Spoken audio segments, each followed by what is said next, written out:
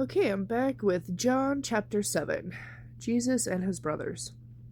After this, Jesus stayed in Galilee, going from village to village. He wanted to stay out of Judea where the Jewish leaders were plotting his death. But soon it was time for the festival of shelters, and Jesus' brothers urged him to go to Judea for their celebration. "Go where your followers can see your miracles," they scoffed. "You can't become a public figure if you hide like this. If you can do such wonderful things, prove it to the world," for even his brothers didn't believe in him. Jesus replied, "Now is not the right time for me to go, but you can go any time and it will make no difference. The world can't hate you, but it does hate me because I accuse it of sin and evil. You go on. I am not ready to go to this festival because my time has not yet come." So Jesus remained in Galilee. Jesus teaches openly at the temple. But after his brothers had left for the festival, Jesus also went, though secretly, staying out of public view. The Jewish leaders tried to find him at the festival and kept asking if anyone had seen him. There was a lot of discussion about him among the crowds. Some said, "He's a wonderful man," while others said, "He's nothing but a fraud, deceiving the people." But no one had the courage to speak favorably about him in public, for they were afraid of getting in trouble with the Jewish leaders. Then, midway through the festival, Jesus went up to the temple and began to teach. The Jewish leaders were surprised when they heard him. "How does he know so much when he hasn't studied everything we've studied?" they asked.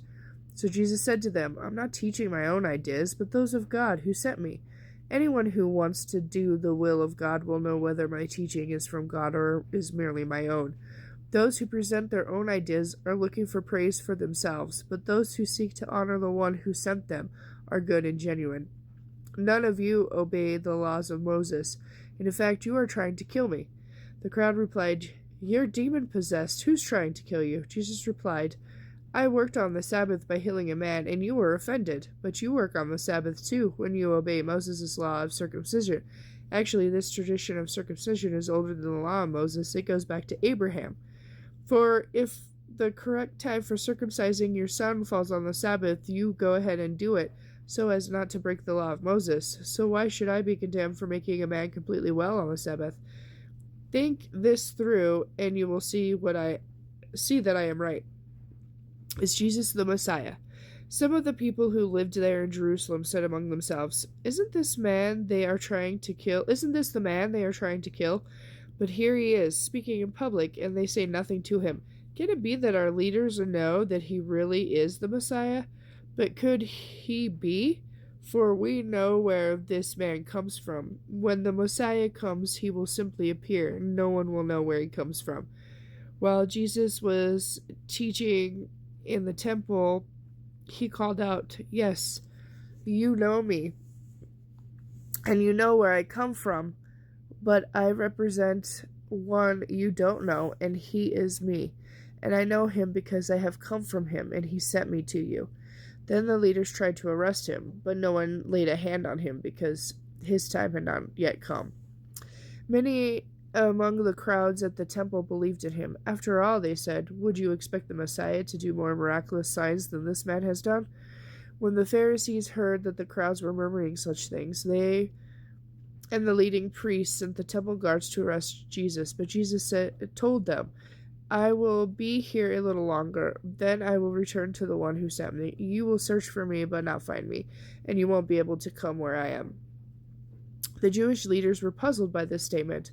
"Where is he planning to go?" they asked. "Maybe he is thinking of leaving the country or going to the Jews and other lands. Or maybe even to the Gentiles. What does that mean when he says, 'You will search for me but not find me, and you won't be able to come where I am'?" Jesus promises living water.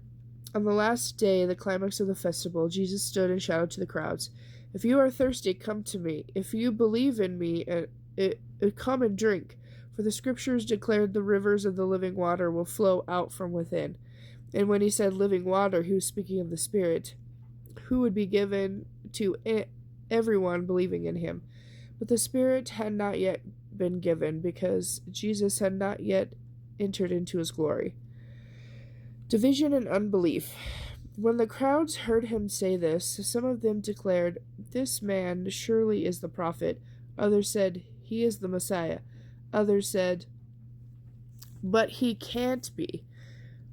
Will the Messiah come from Galilee? For the scriptures clearly state that the Messiah will be born of the royal line of David in Bethlehem, in the village where King David was born. So the crowd was divided in their opinion about him, and some wanted him arrested, but no one touched him. The temple guards who had been sent to arrest him returned to the leading priests and Pharisees. Why didn't you bring him in? They demanded. We have never heard anyone talk like this, the guards responded. Have you been led astray too? The Pharisees mocked. Is there a single one of us rulers or Pharisees who believes in him? These ignorant crowds do, but what do they know about it? A curse on them, anyway. Nicodemus, the leader who had met with Jesus earlier, then spoke up. Is it not legal to convict a man before he is given a hearing? He asked. They replied, Are you from Galilee too? Search the scriptures and see for yourself. No prophet ever comes from Galilee. The most recent Greek manuscripts do not include John 7:53. Then the meeting broke up and everybody went home. Okay, and I will end there because chapter 8 is long and probably won't be able to get it done in the time limit that I have. So I will come back with John chapter 8 later.